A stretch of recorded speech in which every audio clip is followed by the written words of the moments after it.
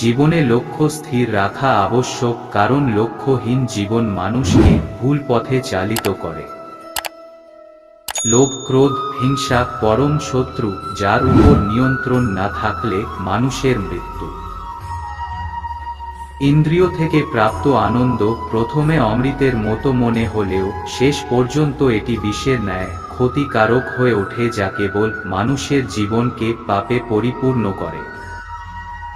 মানুষের কামনা ও বাসনাই হল প্রভূত দুঃখের প্রধান কারণ। জন্মের সাথেই মানুষের মৃত্যু নির্ধারিত, তাই নিজের কর্ম করো যা অনিবার্য, তার জন্য দুঃখ করো না। জীবন ধারণের জন্য প্রয়োজন কর্ম অবশ্যই সম্পাদন করো, তবে বিনা অহংকারে, বিনা লালসায়, বিনা হিংসায়, কারণ সঠিক কর্ম করা উচিত ভালোবাসা, সহানুভূতি, নম্রতা এবং ভক্তি সাথে। জীবনে কর্ম করে যাও, ফলের আশা করো না। মনের স্থিরতার জন্য শান্তি, ভদ্রতা, নীরবতা, আত্মসংযম এবং পবিত্রতার শিক্ষা গ্রহণ করা আবশ্যক। কেবলমাত্র স্বার্থ ত্যাগই হল আনন্দ ও সন্তুষ্টির একমাত্র সহজ পথ। জড় বস্তুগত সুখ সর্বদাই ক্ষণস্থায়ী, কেবল ঈশ্বরের প্রতি আত্মসমর্পণ এবং ভক্তিই হল অনন্ত সুখের একমাত্র পথ। যা হয়েছে তা ভালোই হয়েছে, যা হচ্ছে তা ভালোই হচ্ছে, যা হবে তা ভালোই হবে, তাই ভবিষ্যতে কি হবে তাই নিয়ে ভেবে লাভ নেই, বর্তমান নিয়ে পরম আনন্দে বাঁচতে শেখো। নিজের মনকে সর্বদাই কর্মের উপর স্থির করো, কর্মফলের উপর নয়। লোভ, ক্রোধ, হিংসা হল মানুষের প্রধান শত্রু, যা নিজের অজান্তে জীবনে সবচেয়ে বেশি মূল্যবান জিনিস সময়ের ক্ষতি করে, কারণ সময় হল পরম ক্ষমতাবান, যা কারোর জন্য থেমে থাকে না। জীবনে অমরত্ব পেতে সম্মান অর্জন করতে শেখো, কারণ জীবন ক্ষণস্থায়ী কিন্তু ব্যক্তির অর্জিত সম্মান চিরস্থায়ী। সর্বদা মনে রাখবে, জীবনে যত কঠিন পরিস্থিতি মধ্যে দিয়ে যাবে তোমার ব্যক্তিত্ব ততই প্রখর হবে। প্রতিটি কর্মের আগে আমাদের কর্মের প্রতি সঠিক মনোভাব গড়ে তোলা আবশ্যক, তবে সেই কর্মকে আনন্দের সাথে সম্পূর্ণ করা সম্ভব। সঠিক উদ্দেশ্য নিয়ে সঠিক কাজ সম্পূর্ণ করাই হল আমাদের জীবনের পরম সাফল্য।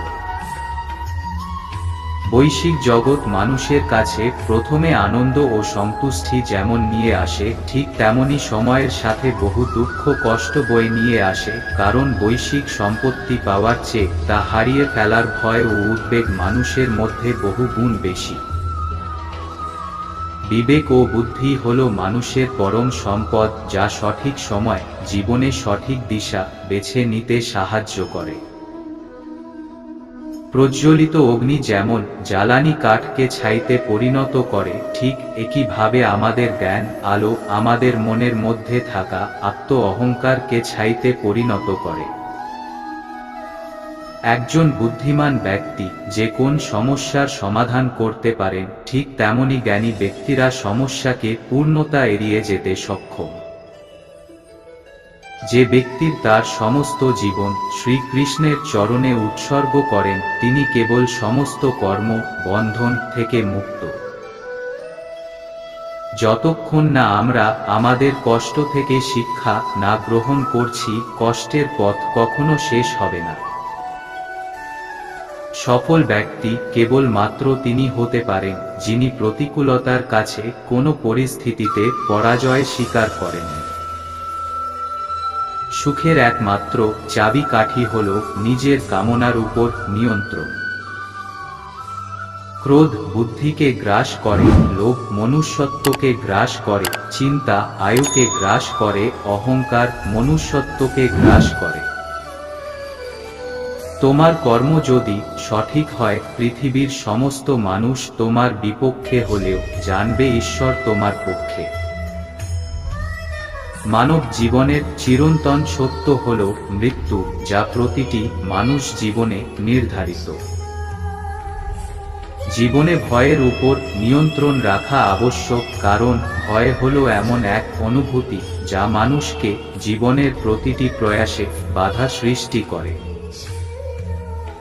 আমিই সৃষ্টি, আমিই পালনকর্তা, আমি এই সৃষ্টির সংহারক, এ জগতের প্রতিটি বস্তু আমার থেকে সৃষ্টি ও আমার মধ্যেই শেষ।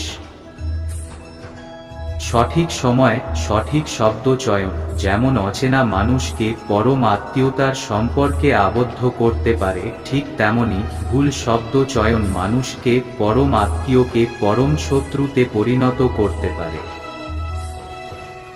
সমস্যা মানে জীবনে থেমে যাওয়া নয়, সমস্যার অর্থ হলো নতুন কিছু শিখে সমাধানের পথ খুঁজে বার করা।